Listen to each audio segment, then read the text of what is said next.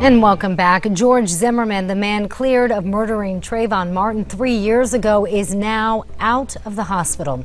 Zimmerman was involved in a shooting yesterday near Orlando, Florida. Police say he was not the gunman.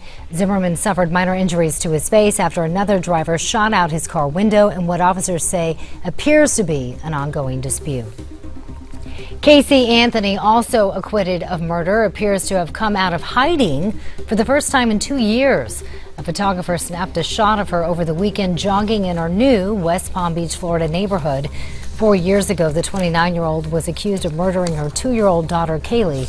She was cleared of any charges. Sandra Lee, a television chef and the longtime girlfriend of New York Governor Andrew Cuomo, announces she has breast cancer. The spokesperson for the governor says Cuomo will be taking time off to be with her. Lee says she'll undergo a double mastectomy this week. New video emerges showing flooding going on in Lubbock, Texas. A series of severe storms swept through the central part of the country, bringing tornadoes, hail, and high winds. Officials say at least 2 people died and 43 others were hurt during those storms. And that same storm system also hit South Dakota. Residents there are busy cleaning up after a tornado ripped through a town in Delmont. Crews are working to get utilities back up and running today. Yesterday, officials had to cancel school.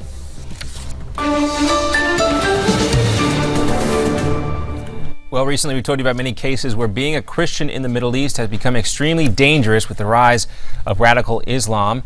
And that is the subject of a new book by George Marlin. It's called Christian Persecutions in the Middle East, I should say, a 21st century tragedy. Thanks for being with us, George. Thank you for having me. It's our pleasure. I want to get to your book in just a second, but first I want to talk about that new poll from the Pew Research Center.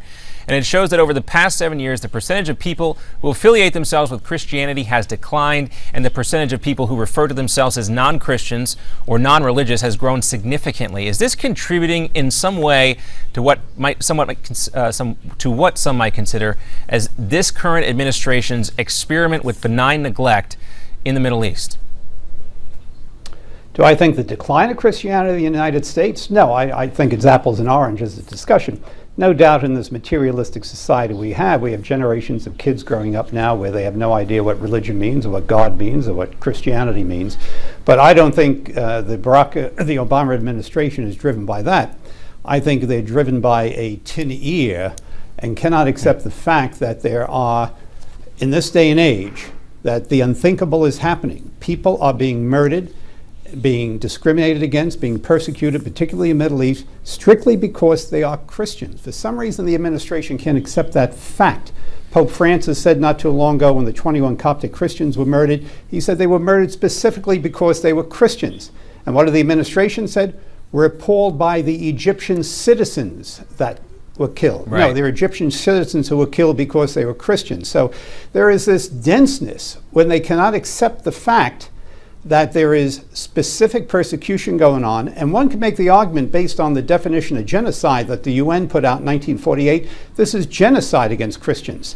And the objective of the persecutions going on is to wipe Christianity off the face of the earth, which quite frankly, Christianity was there long before the Muslims were there, and that's where the church began, that few people remember in this day and age. So, no, I think the administration has greater ideology. They live in an ideological bubble, and they can't accept the fact that people are being persecuted strictly because of their religion. Well, I also want to take a look. So let's talk about your book a little bit more. We have been reporting on these specific incidents of attacks against Christians. You mentioned the 21 Coptic Christians who were attacked by ISIS, but this goes back even before that. Do you see a specific event, perhaps the beginning of the Arab Spring, as to what brought about this more recent spike in this disturbing trend? No, here's the error, and here's why I wrote this book. I want to make it clear to Americans in particular, and to Europeans, to the West, that before ISIS, systemic persecutions were happening throughout the 21st century, and of course going back to the 20th century, in countries like Turkey, Egypt, Lebanon, Syria, Iraq, Iran, Saudi Arabia, Sudan, and now the South Sudan. So this is nothing new. ISIS has taken it to a new dimension because they are persecution means more than just murdering. They're not only destroying the remnants of Christianity in the Middle East, particularly in Syria and Iraq, they are also murdering Christians left, right, and center. But persecution means more than that. And what we've seen in the Middle East and the countries I just mentioned, Christians are treated as second-class citizens. They have to pay taxes for being Christians. They are forced into conversion. There's job discrimination against them, education discrimination. Mobs destroy their homes. Mobs destroy their Christian businesses. They blow up their cathedrals and churches on high holy days. They murder priests. They abduct bishops. They murder bishops. They have murdered the daughters of Christian girls that are sold into slavery. So persecution means more than just killing people. This is systemic persecution that's been going on for a very long time, and sadly, West has chosen to ignore this, and I don't think it could be ignored much longer, or the last remnants of Christianity will be completely wiped out in the Middle East. Well, we know you're trying to raise more awareness with your new book. George Marlin, thank you so much for being with us here today. Thank you.